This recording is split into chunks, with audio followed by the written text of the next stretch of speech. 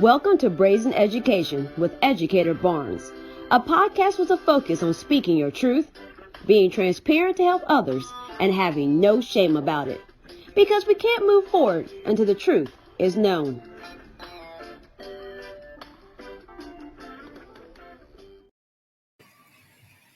Well, welcome to Brazen Education. I am super excited today. Today I have a special guest with me, Dr. Khandicia Randolph, and she has authored a book called The Black American Church, Leadership, Dispensation, and Challenges. And we're going to talk a little bit about the Black church and education. Dr. Randolph, thanks for being here today. Thank you. Thank you for having me. I appreciate it, Educator Barnes. So tell us a little bit about how you came to write this book around Black churches. That is the number one question I get. I don't think no matter what podcast I do where I'm speaking, that's always the question that I get. And so I almost feel like a broken record. But people are like, why are you writing about this? And some people are like, you're going to get flack if you write it. It's a critical analysis. It's not a fun-filled book. It's not a warm and fuzzy book. And essentially, I did research 4.5 years ago now on a particular organization. The organization was not related to the Black church or any church. However, as I analyzed the data of the organization and what it was a leadership analysis and assessment. And as I analyzed the behaviors of the executive leadership persons in that particular organization, I realized when I was trying to get to the root cause of what their issues were, which is what I was consulting on, that their behaviors were behaviors I saw in the church. And me being me, I asked myself, I said, okay, well, the behaviors that I'm seeing, because that particular organization was part of a larger organization. So it was a sector of it, a branch, a chapter, a cluster, whatever words you want to use to define it. And I'm familiar with the larger organization. I said, okay, did this here organization, which is a historically Black organization, did it get its behaviors from the church? Did the church derive its behaviors from people in this organization or organizations like it? And by sheer chronology, I decided it had to be the church, or I guess I didn't decide it had to be the church. Time decided that, because the first Black church in America was founded in 1790, which is the AME Church, the African Methodist Episcopal Church. And so the particular organization I was looking at, although they had 100+ year history in the US, that didn't, supersede this 240-year history, right? And so getting the opportunity at the end of my doctorate program to do a project that had to do with leadership, leaders, anything surrounding that particular subject matter, I said, well, I'm going to figure out where it came from, how it derived, how it affects the rest of society, because clearly it's affecting the rest of us. I said, yeah, we're going to talk about these challenges. So what are some of the challenges that you found with leadership within the Black church? And let me back it up. For some people, how do you define the Black church? So if you were going to explain to somebody who hadn't heard the phrase the Black church before, how do you define it and what's part of it? Because within Christianity, there's different, like the AME, the Church of God in Christ, Baptist, Missionary Baptist. So can you give us, because you and I both have been doctoral programs, and one of the things they want you to do is define everything you're talking about. We define everything. So how would you define it before we actually talk about some of the leadership issues that you came across? Yep. And so that's actually on page 1. That is the very first thing that I did before I put pen to paper, so to speak, was I gathered a definition. And because it was an academic manuscript, I knew the definition couldn't be my own, right? It couldn't be, well, the Black church is this, or it's kind of like that. But it had to be what some justifiable entity had some factorial numbers that they could attribute that based on research was the Black church. And so how the Black church is defined by the Pew Research Center is it's the historically 7 Black denominations, or denominations that were started by Black people and have remained, historically Black, that are rooted in the customs. It really has to do with. So let me put a pause in where I'm going with that thought and say that those 7 denominations are, as you said, the AME Church, CME, which stands for Christian Methodist Episcopal. There's AME Zion, which is African Methodist Episcopal Zion. As you mentioned, the Church of God in Christ, which is the largest global Black denomination. The American, okay, so then here's where it gets tricky, because the Baptist denomination used to be the largest until it fractioned. So you have the American Baptist, Baptist International, and you have the Progressive Baptist denomination. And I think that's 6. So then, 3, 4, 5. Yeah, that's 7. So that's how it's described.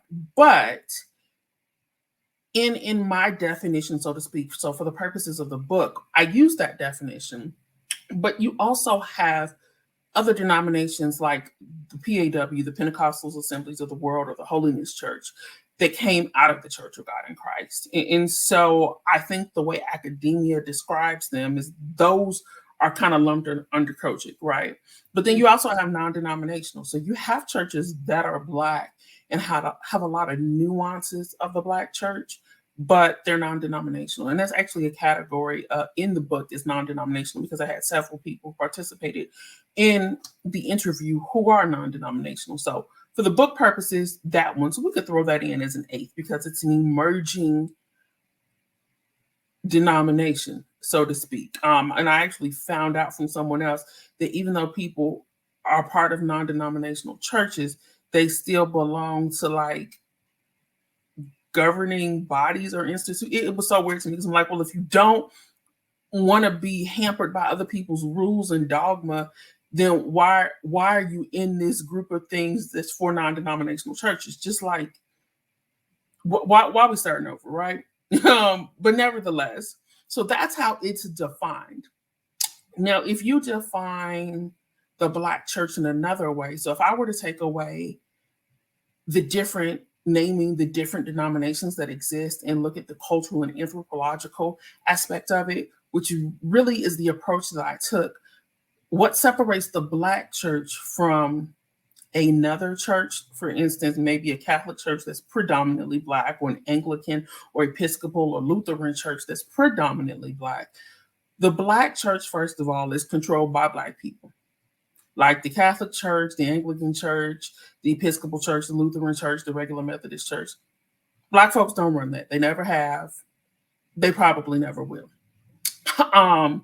Simply put, the Black American Church is the first institution erected by Africans and members of the African diaspora on American soil, that was specifically and explicitly, explicitly intended not just to fortify the spiritual needs of Black people, but also the cultural needs. And so that's why it's an anthropological entity. That's why it's a cultural entity.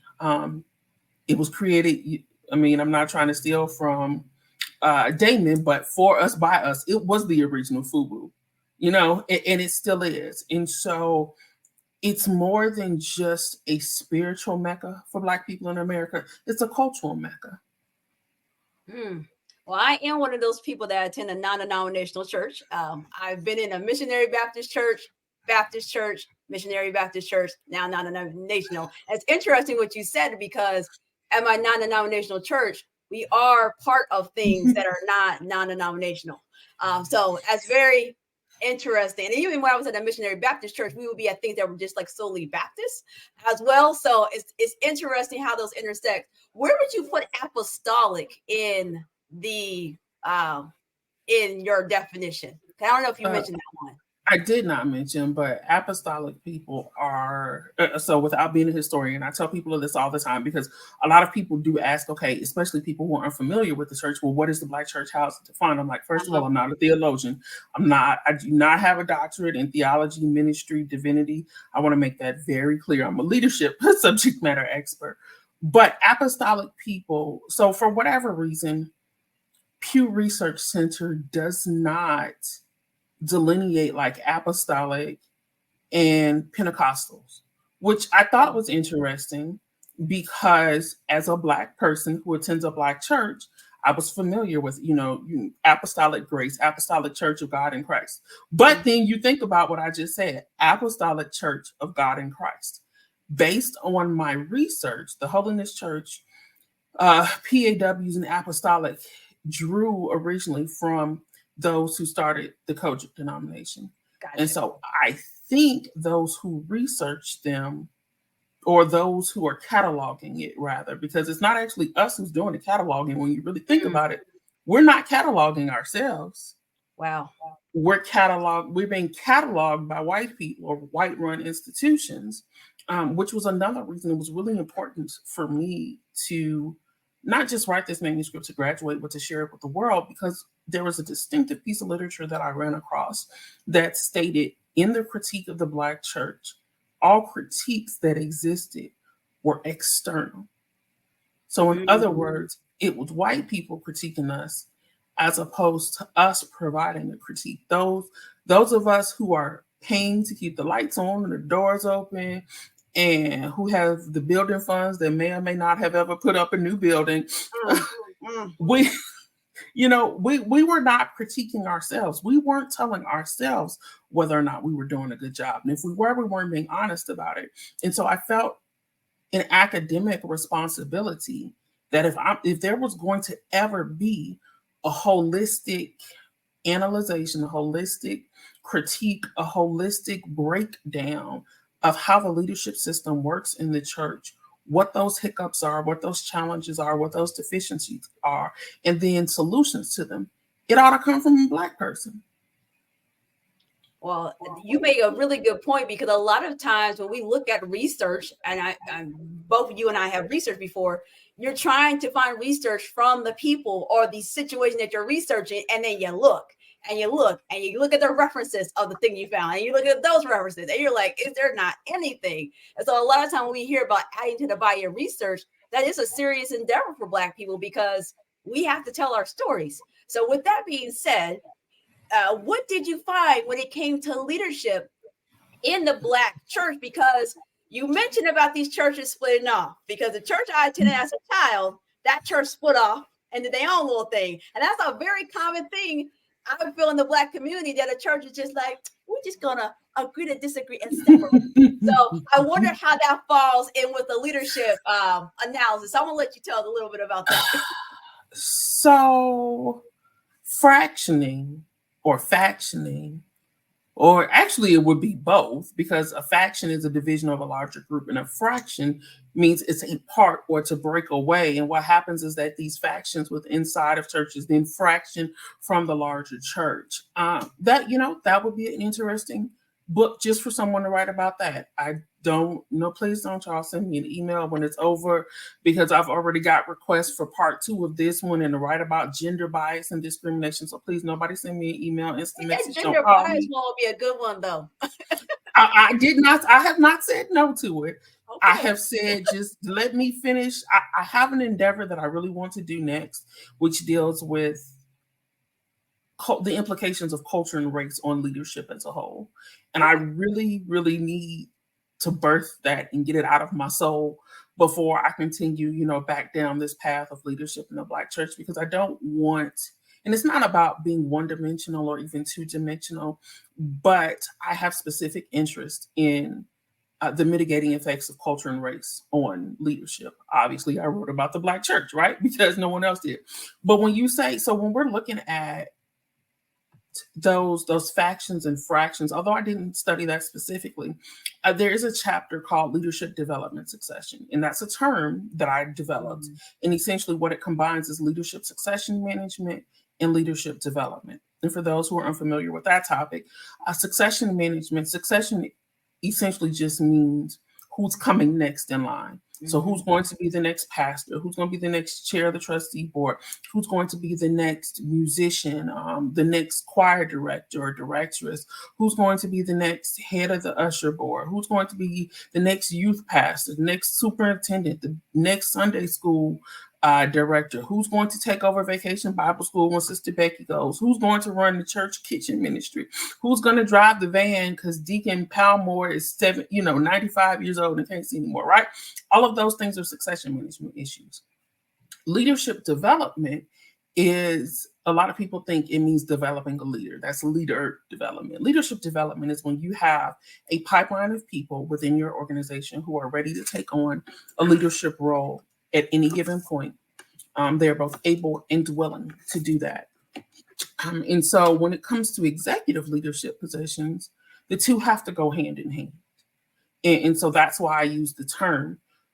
But when you look at the faction and the fraction that you're talking about, and why, I grew up and this church was called, I almost said the name of my church. I don't want to anybody think I'm picking on them. So this church was called, Church on the Hill Missionary Baptist Church. And then you go away to college and come back, and now you got Church on the Hill and church at the bottom of the hill because somebody done got mad and went down here.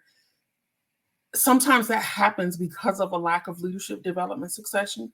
Sometimes there's two problems, or three or four, really.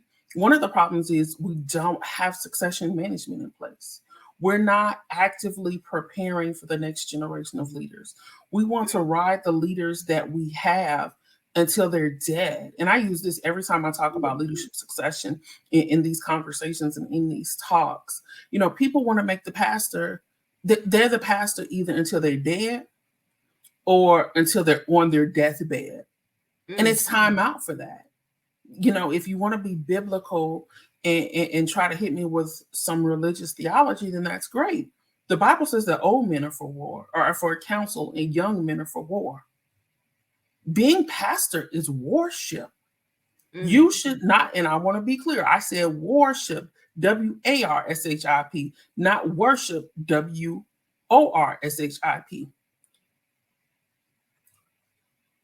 It doesn't mean you throw away old people, right?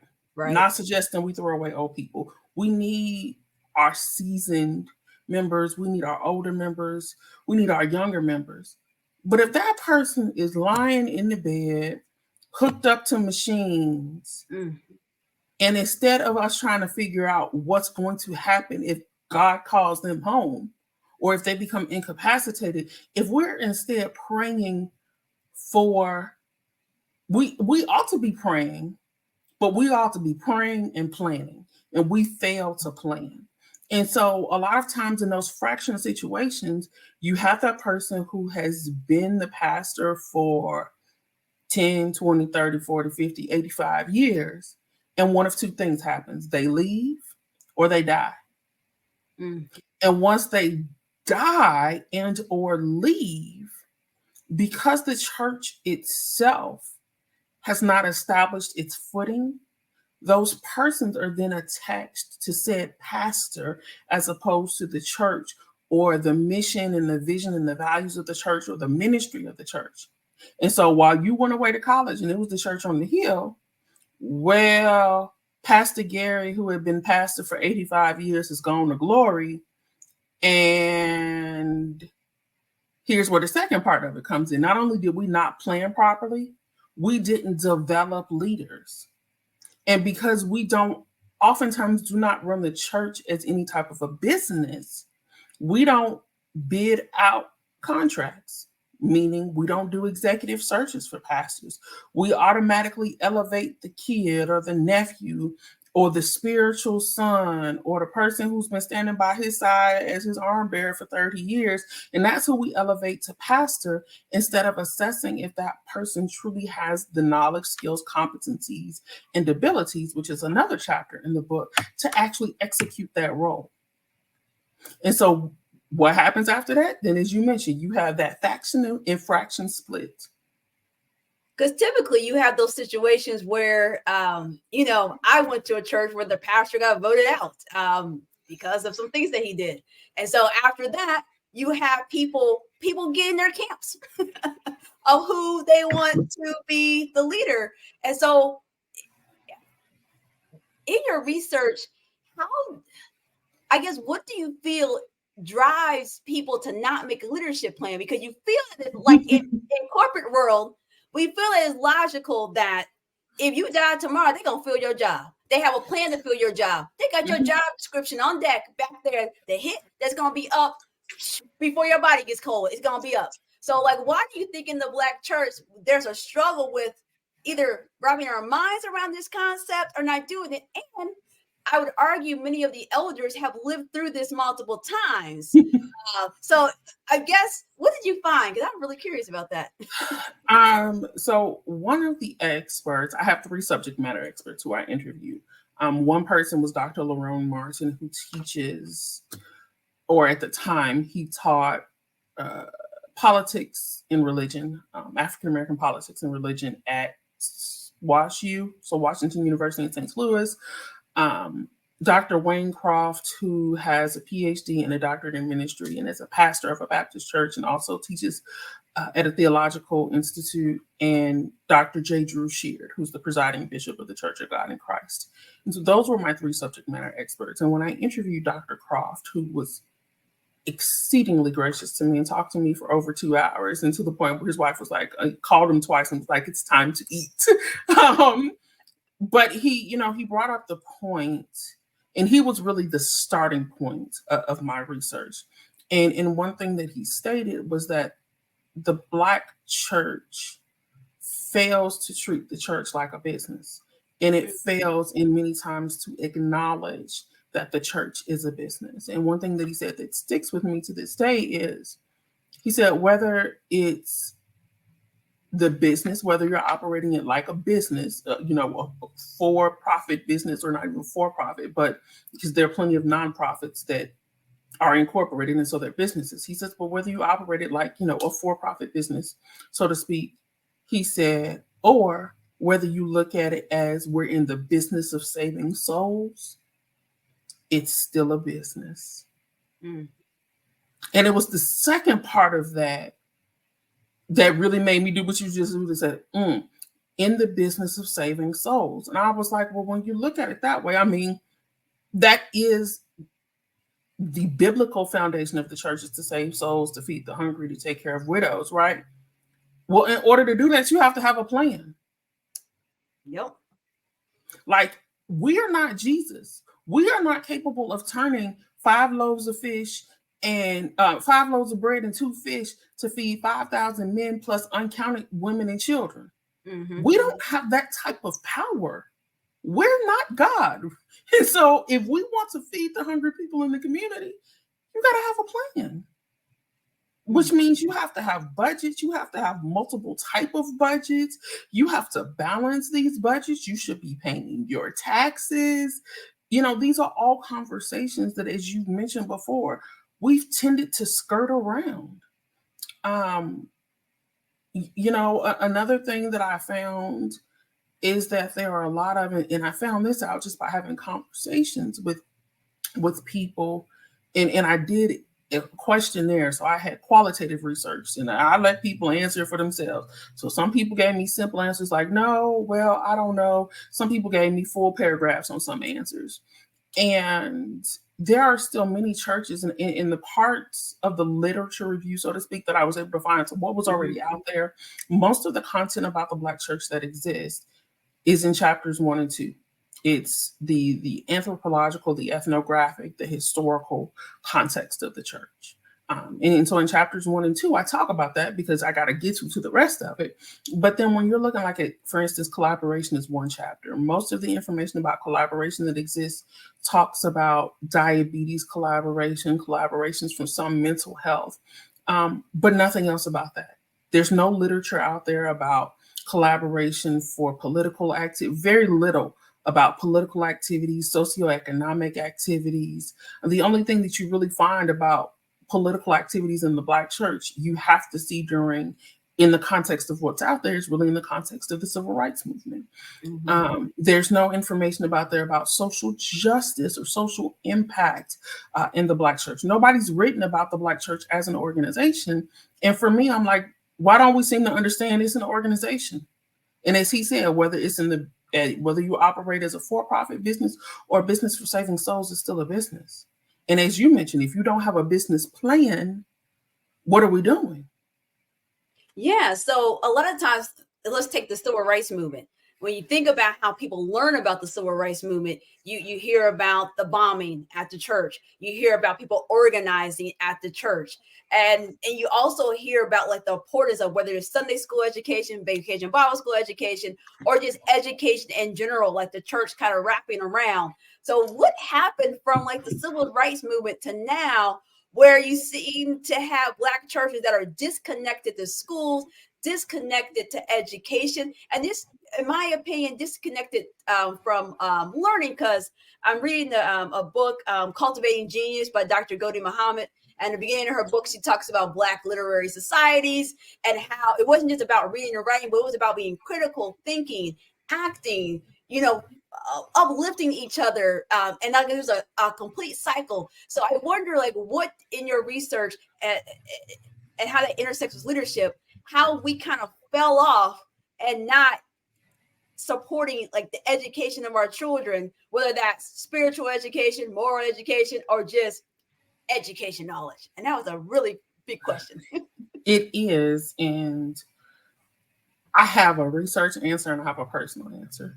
So we're going to start with the research answer because this is about the book, right? So I'm going to try to keep that in context. According to the research and the data, because I do have a section in the organizational structure and design chapter that talks about megachurches, because there is budding research, because megachurches came into prominence. So the way the research categorizes it came into prominence at the latter quarter of the 20th century. Now, I'm not going to say that's falsity, but I don't want people to confuse that with the fact that megachurches existed before then. For instance, like Pilgrim Baptist Church in Chicago. It's an older church. It is a church that is a megachurch, holds hundreds, thousands of people, right? Not hundreds of thousands, but hundreds and some thousands of people. It was one of the churches that helped facilitate the Great Migration of Blacks from the South to the North during the Industrial Revolution. So you're looking at the 30s, 40s, 50s, 60s. So I don't want people to be confused and think that megachurches didn't exist, or I don't want someone to listen to this and say, oh, well, I went to Pilgrim or I went to this and, it holds 1,500 people, which is a megachurch. And so no, I'm not saying that. What I'm saying is that the literature says they came into prominence. So in other words, they became more popular in the latter quarter of the 20th century. And so we know that means from 1980 to 2000, and they continue to grow. Megachurches that are affiliated with Black populations, such as New Birth, where Jamal Bryant is the pastor, or the Potter's House. Although the Potter's House is interracial, it's still guided by a Black man. The people in leadership are Black. When I look at the screens, I'm going to say at least 50% of the population is Black.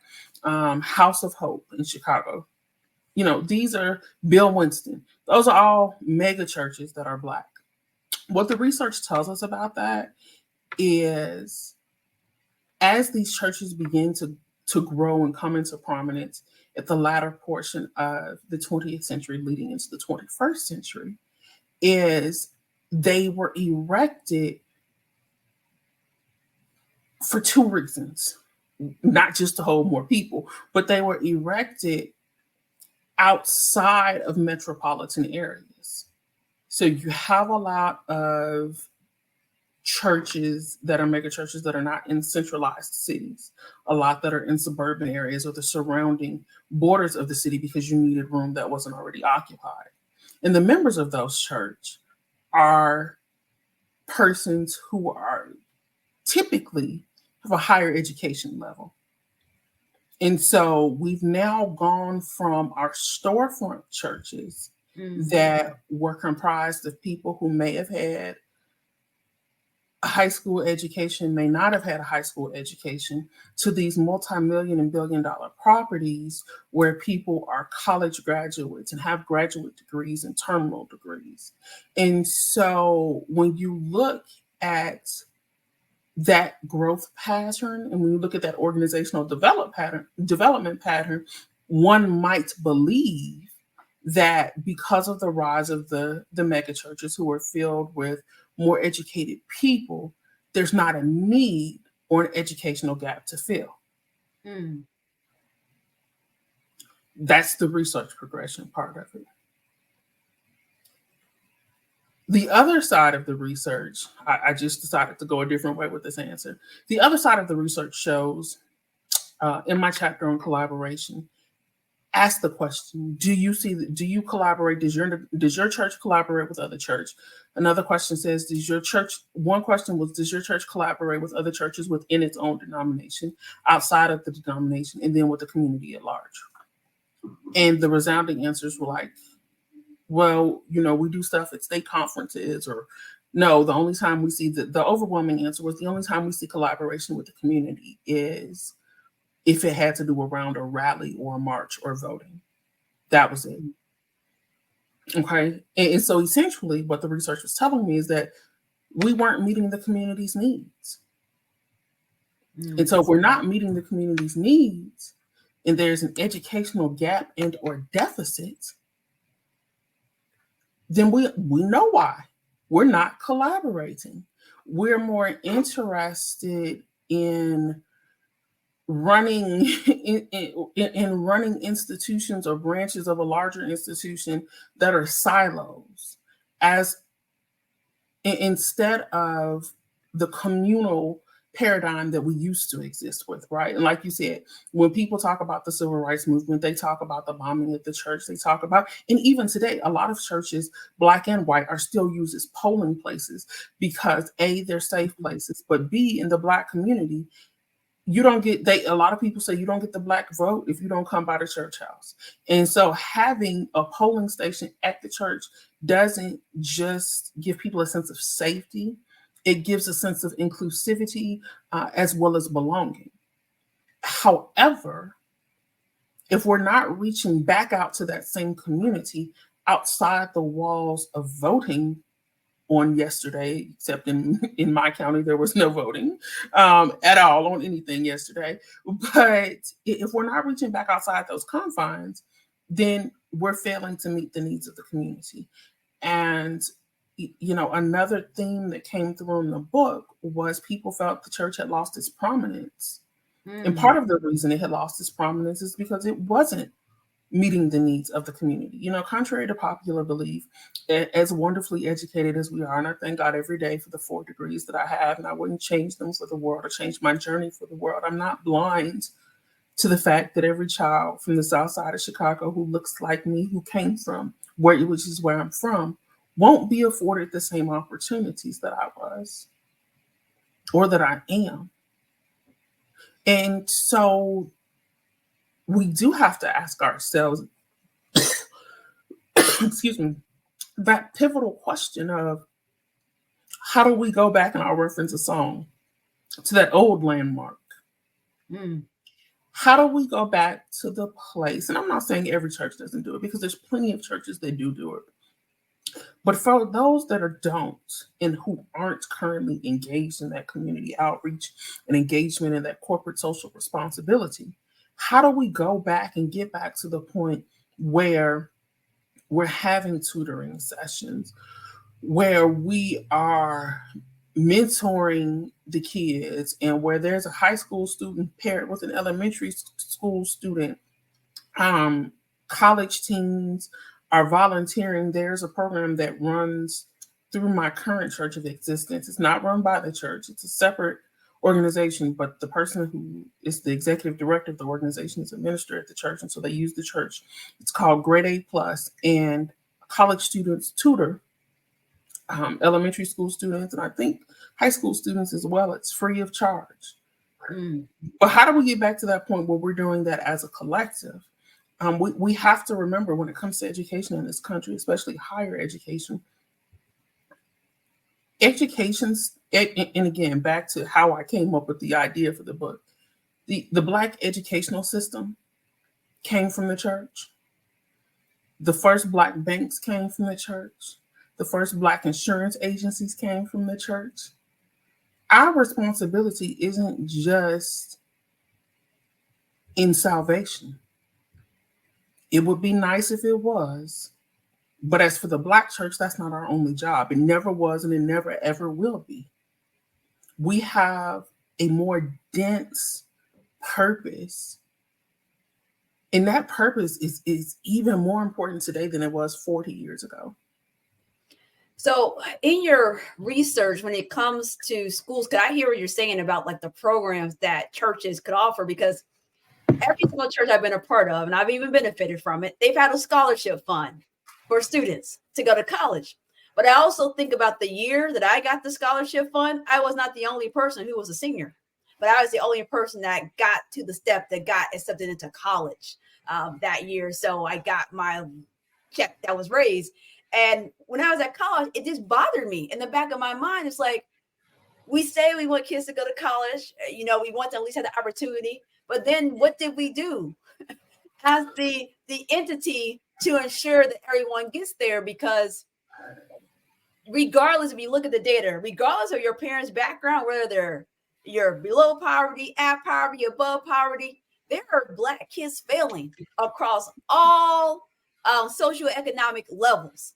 I know so many people that went to college like I did, and they're like, my kid cannot read, and they're struggling. They can't do math, and I don't know what else to do.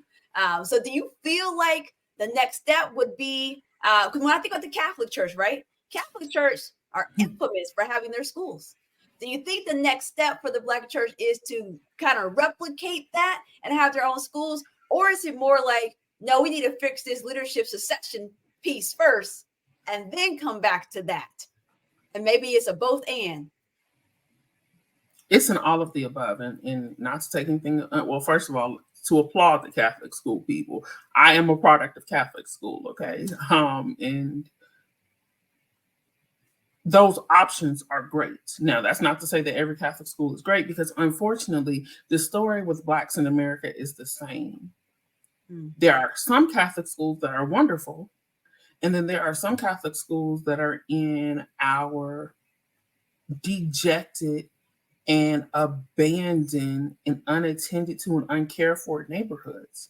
And because that church has not gone under yet, and because the archdiocese hasn't chosen to close the church or the school, or maybe the church is functioning, but the school is barely hanging on because the archdiocese hasn't chosen to close that school yet, those kids still get a subpar education.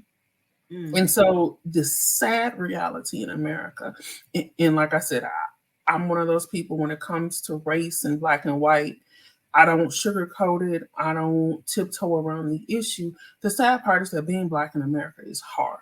And it's rough. And whether you go to a public school or whether you go to a Catholic school, if it's not a Catholic school that's fully supported and funded because of the neighborhoods that it's in, there's still a problem. That being said, do I think that the Black church denominations and Black churches need to have their own schools? I think they could. Keyword could. Again, let's keep in mind that historically, Black churches acted as a schoolhouse for our children. The first HBCUs came out of the basements of church. Morris Brown University, which is on the hashtag hard reset. So Dr. James, if you see this, Kevin James has done an amazing job at Morris Brown.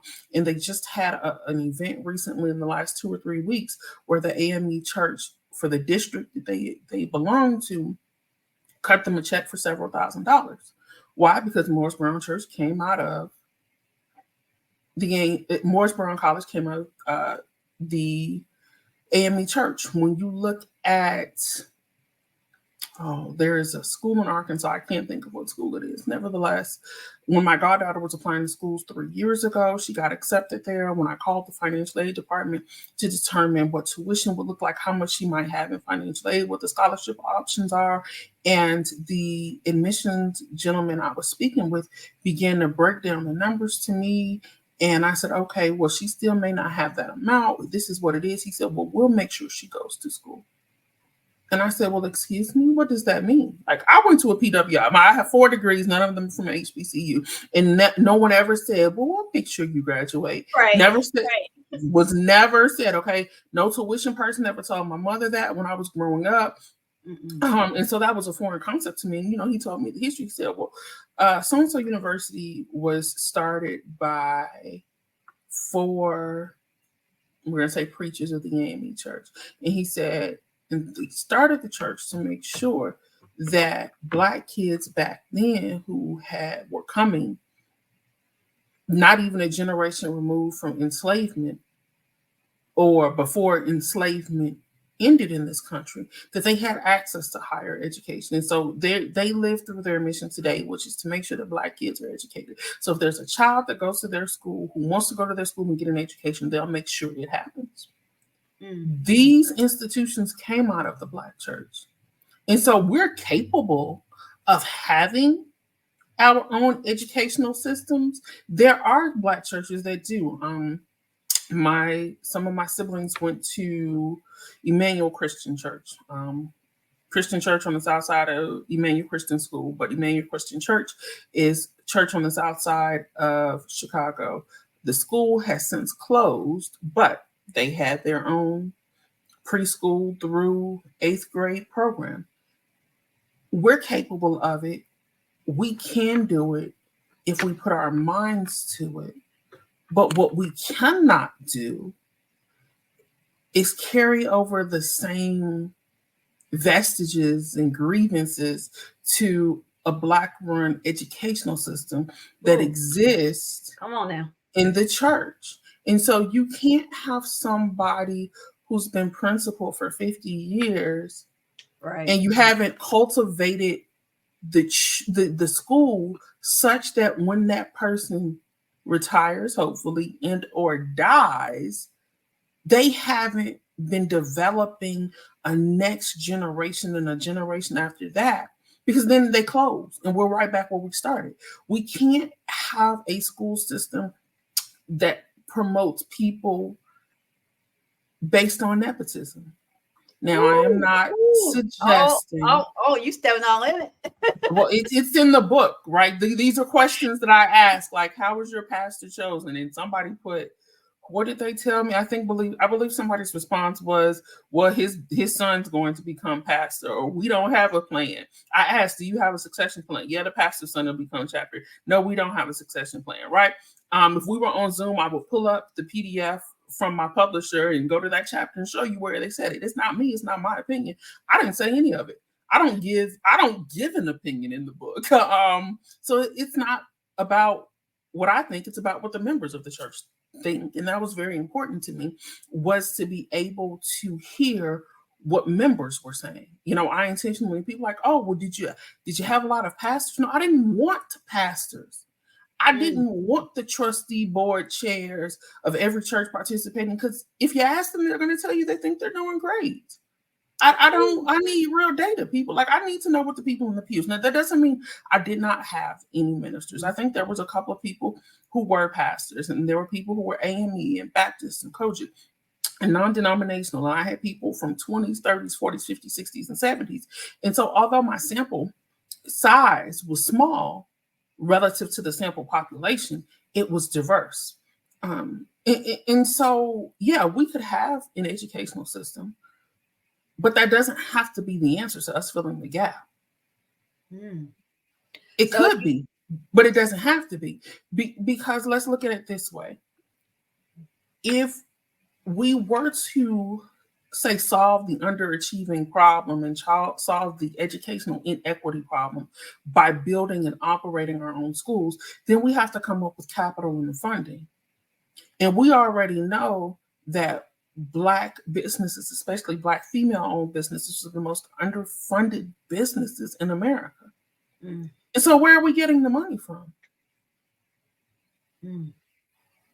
The government, my tax dollars pay for these folks to go to school. I get taxed in Boone County for these children to go to Battle High School, go to some middle school. I don't have any kids, but I'm still paying for people's children. So let's send them to the best, either public schools they can afford or pay for, if that's what we choose to do. And I'm all for pay for education, but it doesn't mean we can't fill the gaps. It doesn't mean we can't have tutoring programs. It doesn't mean we can't have Saturday academies. It doesn't mean that during Sunday school, we can't say, okay, everybody give their report. We can't say that we don't have like a parents as teacher situation in the church where we're checking in with the school. Hi, I'm the person's Sunday school principal, and they came home with a D this week. I'm trying to help them figure out, or hey, let's have parent teacher conferences after Sunday service. Jamal said that he has a D in English. Why does he have a D in English? As a parent, is this, can you not help them? Maybe the parent is dyslexic. Maybe the parent didn't graduate. Maybe they're teaching that new math, which is base 10, that none of us my age know how to do. Even the young folk, my baby sister teaches math, and she's 22, and she's like, the base 10 thing is dumb, right? So maybe it's the fact that none of us know how to do base 10, and we need to find some other help for this baby. I had the guy on for all this math, so he will probably push back on that, and he's pretty dope. So he was on earlier this year, but what I hear you saying is that the wraparound services, because that's what we say in like education, the wraparound services, which may be parent support, student support, could be the actual entry point. Because it was a year or so ago, I was asked to speak to a group of parents, and it was at a church. A church paid me to come in, talk to parents, and it was really about explaining some education things to them and explaining essentially that parenting is an action word and you got to do things. Just like love. Yeah, like you gotta actually get involved. Your kid is not through osmosis. It's gonna do the things, and it's gonna be hard, and you're gonna have to stick to it. And it was interesting to me because when I first got this reach, I'm like, you want me to come in and talk? Yeah, I'm there. Like that's not an issue for me. But I'm like, man, I wish there was more organizations like that were reaching out to say we're trying to support parents, or we're trying to support kids, or we got all these kids. We checked report cards. We asked them to bring that to Sunday school, and nobody's passing reading. Do you have a program? Can we help with the? So I think some of your point is just like the church serving the community, talking to the people, getting information about what they need. Because I think a lot of times externally, people do things to the Black community. It's like, we're going to have this backpack drive. And maybe no one needed backpacks that year. And they actually needed an iPad because the schools have all these practice things online, and they don't got an iPad at home. That's actually the drive that we actually needed you to do, not for another book bag. But you did the book bag thing because you've been doing the book bags for 50 years, and it was founded by Sister Hazel, who founded it, and we just can't not do it because it's tradition. So that part. So we discussed that in the book too, like understanding what's tradition versus understanding what is culture. And I think the last podcast I did on Soul Thursdays, he asked me that question. He said, so what's the difference between tradition and culture?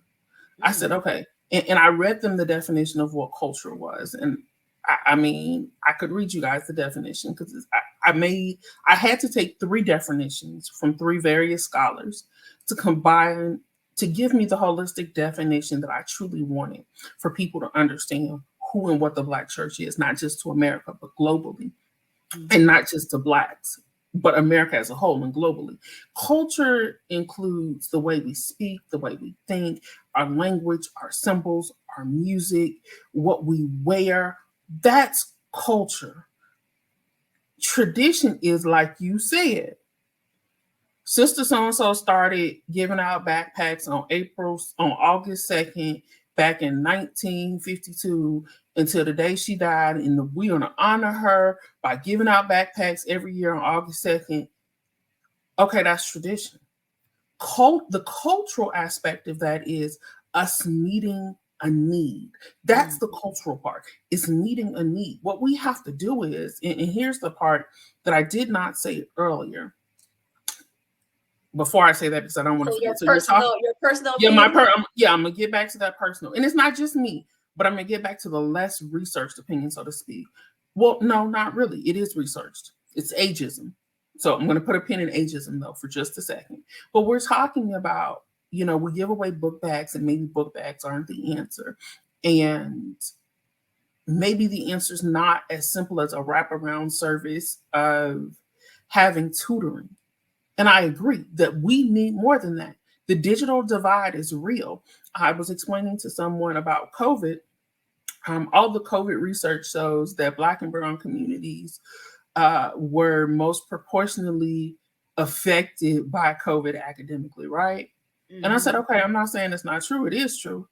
I said, but do y'all realize what they're telling you? They're telling you what we already knew. We're already disproportionately affected. We were already underperforming in those communities that they're going out and researching. They're not going to high performing communities with Black people. They're going to the, as we like to say, poor, broken, disgusted. They're going to the underfunded. They're going to the schools that have one teacher and 40 kids and no teacher's aide. They're going to the school that every kid in that school is on lunch assistance. Those are the schools they're going to. And what further compounded that was the digital divide, because those kids either don't have working computers at home or they can't afford the internet. And so they couldn't do their assignments because they didn't have the technological assistance. So how as a church do we collaborate and meet the needs of communities? We build computer labs. We have computer labs that are open every day after school between 3 p.m. and 8 p.m. and open on the weekends from 10 to 2. Okay, well, we don't have anybody who can be there because we don't have a full-time secretary. Another part of the book, a different subject. We won't get to it today. You're right. Most Black churches don't have secretaries full-time. That's another problem. Again, that's in another chapter. But you got somebody who goes to the church who's retired. Mm. That same person who's still running the kitchen ministry is still driving the van or still doing that. Well, let them oversee the computer lab. Well, they can't help because they're not technologically astute. I get it. But you have a high schooler whose mama wants to keep them off the streets. Mm. Let them be the technical assistant. Give them a title so they can put it on their resume so that when they get ready to apply for college or get a job, they can say they were the technical assistant lead at so-and-so church for the educational development program. Mm. That's how we meet the needs of the community in this day. And again, that's not every church that's not doing it. I'm sure there's plenty of larger churches with more money who are doing it well. And so the question becomes, how do we meet the need in the most underserved communities? That's where we have to go to places like Dell and HP and Apple and say, hey, we're in this community. We are trying to get these kids. We need 10 laptops. That's when you write these local companies. I used to work for a telecom company located in the city where I live. And it's based out of Missouri. They did grants for schools and nonprofit organizations so that if they could not afford the full price of the internet, they would give them a reduced price or give it to them for free. And now we're going to get back to the pen in it. This is what has been observed by myself as well as other people. There's ageism in the church. When I ask the question regarding, the age of executive leaders, age of pastors, how old were you when you took on this responsibility? Or did you feel like you had a position as a leader as a youth? The resounding answer is we don't appreciate the young folks. We don't appreciate people under 60-ish years old. And all of those over 60-ish, here's the two-edged sword. It's not just the ageism, but it's the educational component. Mm-hmm. Some of us still don't accept those of us who have ascended to these higher heights of education. We don't feel like it takes all of that to serve God. But in the world we live in today, it takes all of that to serve God. Because if serving God means serving your community, then in order to serve my community, I need to know how to do budgets. I need to know how to set up stuff online. We're down the street from a school and the kids walk by every day. We are here praying, and it's good to pray. But what if we opened up our door so that the 15 of them who didn't have computers at home could come in and use? If we have 5 computers, that's how we meet the needs in the ever-changing world, right? I'm not, we were having this conversation before we got on, right? I'm not real big on TikTok. But you see plenty of people. Jamal Bryant gets on Twitter or X or whatever we want to be today, Right. every morning, records his morning prayers. I get notifications every time TD Jakes drops something on X, formerly known as Twitter. You see plenty of pastors, Keon Henderson, splicing together things on TikTok. When I got a notification, I think it was 2 nights ago, from Facebook when Marvin Sapp went live at Chosen Vessel. Chosen Vessel does Bible study on Tuesdays. I think it's weird, but that's just because, every church I ever went to says on Wednesday. Wednesdays. I don't know why they do it on a Tuesday. The first time I Right. got the notification, it threw me off. But Chosen Vessel goes through on Tuesdays. You know how I know? Because I get a notification. And so we have to get out of the mindset of, and some pushback that the research shows me and that I've observed is that in that mega church space, right? Because Chosen Vessel is considered a mega church. Potter's House is a mega church. New Birth, those are mega churches.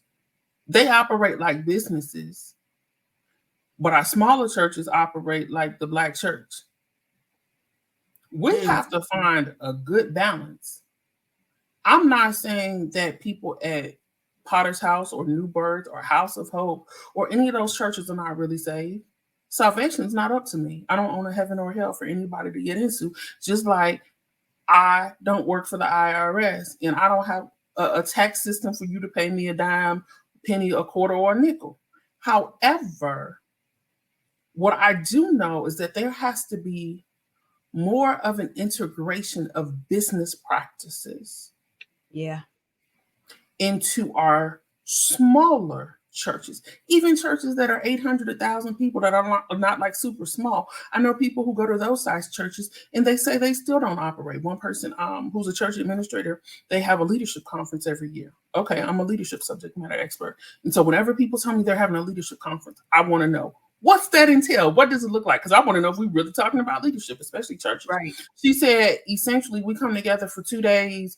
We have like 2 or 3 preachers and some. Okay, so it's not a leadership conference. Yep. Like, I mean, why? Yeah, and I mean, you have raised so many great questions for us to really think about. What business practices should we be implementing? And regardless, I mean, when people start their own business and they're entrepreneur, because just in a moment she can tell you all about the wonderful things she does. I mean, you got to have business practices if you're a business of one. I'm so glad that you have added to the body of research, and you've added to the body of research being a Black woman, because we need more research about us by us. So with that being said, Dr. Randolph's going to tell you a little bit about her work and what she does and how you can connect with her. All right, there are like 5,000 ways, it seems, to connect with me these days. If you want to find me on social media, there are 2 LinkedIn accounts. You can either get me at Dr. Khandicia Randolph, MA, MPA, that's my professional one, or you can hit my author's page, which is just Dr. Khandicia Randolph. I am on both of them. Nobody handles the pages but me. I'm also on Instagram as Dr. Khandicia Randolph, as well as Facebook as Dr. Khandicia Randolph. And again, there's both personal and professional pages. If you want to make contact with me, if you need leadership and org development help, want me to do training, come to the church, you can email me at drkhandicia@gmail.com. Khandicia is spelled just like on the screen there. You can also visit my consulting firm's website, which is Finer Consulting. It's https:// Finer Consulting Service, no S.com. You can book a consultation on there. The consultation is free for the first one. It also gives you an outlay of what our different services are. Now, if you would love to purchase the book, and I know everybody does, I'll give you a version of what it looks like. This is the hardcover. Hardcovers and soft covers are available on Amazon, Barnes & Noble, Target, other online retailers, thrift books. I saw somebody bought a couple on eBay. So wherever your heart desires, it is the Black American Church Leadership Dispensation and Challenges. If you don't want to remember all of that, if you type my name in Amazon or in Google, it will take you to a location where you can purchase the book. So I hope that I've added to your understanding. I hope I've added to the body of literature, and I hope I've given everyone some things to think about and to take away with them. And again, hit me up. Let's have a conversation. Let's talk about it, because there are solutions. And for those of you guys who might be saying, oh, she just pointed out all the problems in this book, I'm not buying a book because it's full of problems. Spoiler alert, there are recommendations in the book as well. And so it's a practical guide to leadership. Well, Dr. Khandicia Randolph, you have been a phenomenal guest. You have shared so much knowledge with me that I didn't personally know. And you also have raised us to a call of action. What do we do, and what more can we do? And whether you're listening from a mega church, whether you're a small church, whether you're not in the church, whether you're in the community, I think every box that you're in, I think we all can do more, because our kids, our community, our society, is worth it. So please connect with Dr. Randolph and all the places that she mentioned. Buy the book and leave a review, because authors, they love you to leave them a review. It helps them to continue their work. And I'm over here, I'm rooting for you as you continue your research, because I hope for you that this is a beginning of a path of like getting us with these leadership gems, because we need that. We need solid leadership foundation. So I always like to give love to people who are doing the work, because this work is not easy, but this work is definitely needed. So I appreciate the work that you're doing, and how you're adding to the body of research, because we all know that research is needed to get that needle to move a little bit forward. And to the audience, we will see you. I'll see you with a new guest on our next episode.